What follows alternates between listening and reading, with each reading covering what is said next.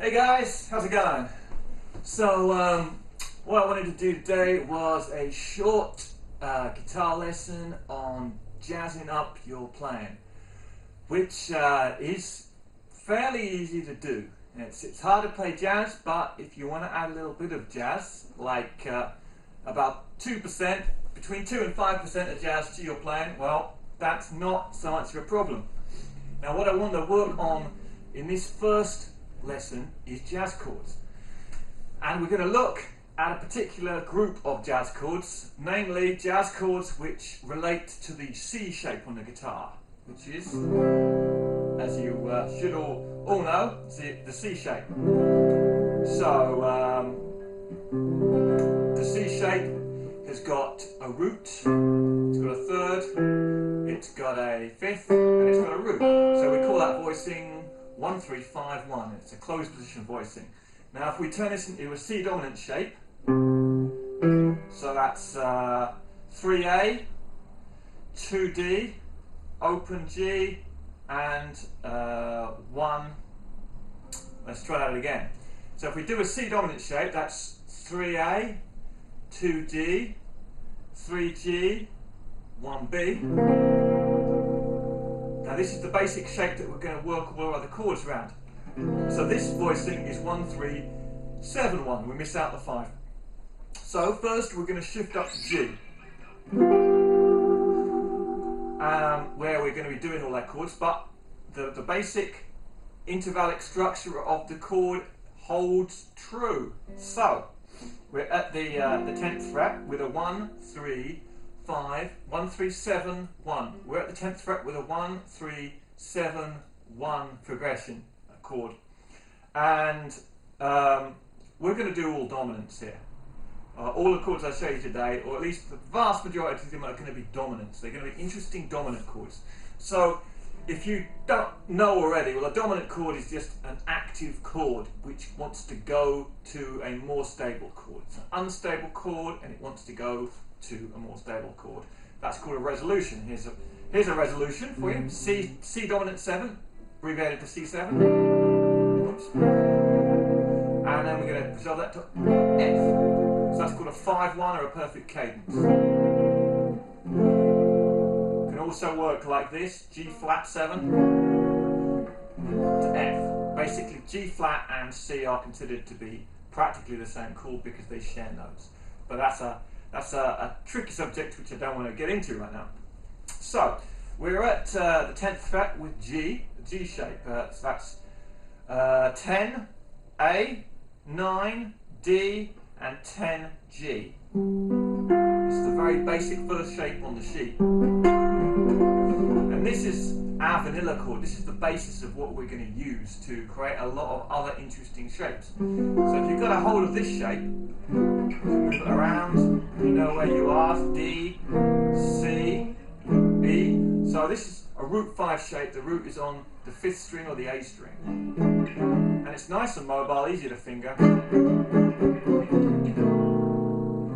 Alright, so we're looking at example 1. Now, if I expand one note, again we have got our standard C7 type shape. Now it's a G here, but we can call it C type.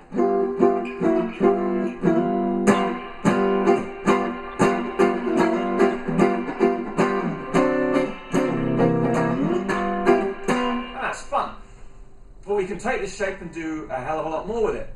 So what we're going to do is we're going to keep the bottom 3 notes. We're going to keep the root, the 3rd, and the 7th, because those are really the minimum notes that you need to define a dominant chord. So that gives us one note at the top to play with, because this note here is, again, it's a root, and we don't need 2 roots in a chord. So first chord we're going to play is we're going to raise this root up, and this gives you C7 flat 9. So the voicing is 1, 3, flat 7, flat 9. We're going to refinger that by using a barre, a mini bar, partial bar at the 9th fret, which is going to play that flat 9. It's also going to play the 3rd. Nice. And that's a kind of moody chord. Okay, now I'm going to introduce another chord that you may be more familiar with. This is a dominant 9 chord. So we take the flat 9 chord and we raise the B string note 1 semitone. Now we've got the voicing 1, 3, flat 7, major 9, regular 9. And that's the funky chord. Okay, and now we're going to raise that B string note 1 more semitone, and we've got a sharp 9. Nice. So we've gone from root at the top on the B string, flat 9, regular 9, sharp 9, 7 sharp 9. Right. Okay, so let's do some examples. Example 2, the funky 9th. Let's go something like this.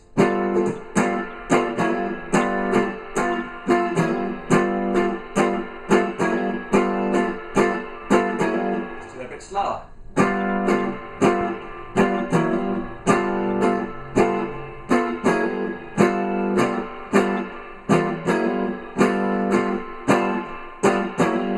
Funky 9th. Nice. Let's go to example 3. So we're going to do a progression from G7 sharp 9 to G7 flat 9, and then we're going to resolve it to the tonic minor, which is going to be a minor 6 chord of the colour. Go so. Do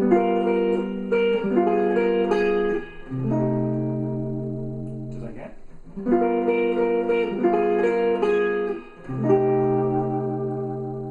And again, a bit slower.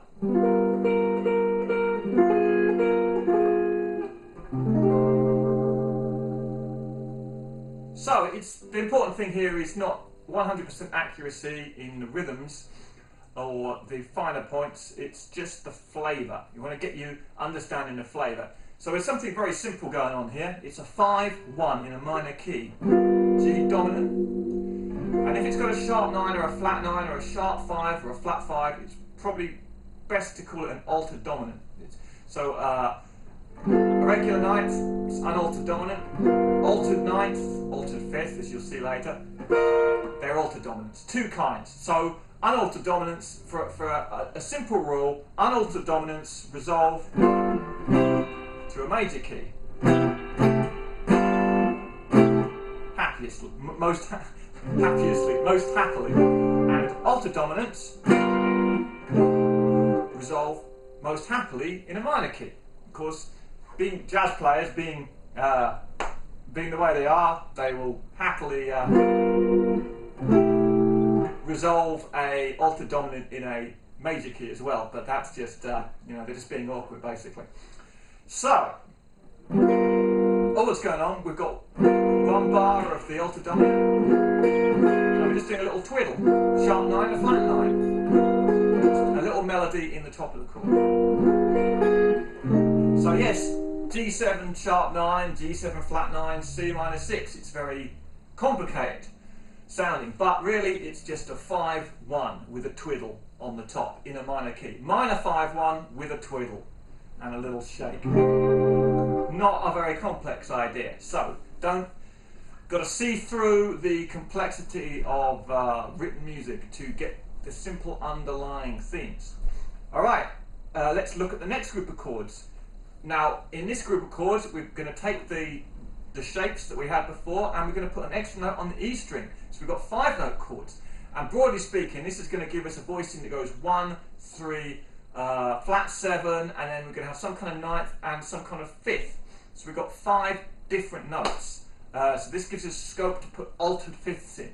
Okay, so let's look at the first one. So take your basic G shape, put your bar on at fret 9. So you've got 9B, 9E.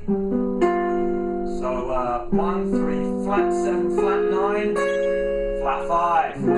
What's it called? G7, flat 9, flat 5, or G7 alt. So there's a lot of this index finger bar action. So, this is going to tax muscles in your hands in certain ways that you may not like to start with, but it's no big, you can get it. Right, let's look at the next chord. Again. 10A, 9D, 3G. And what we're going to do is use a 3rd finger bar across the B and the E and also the G string.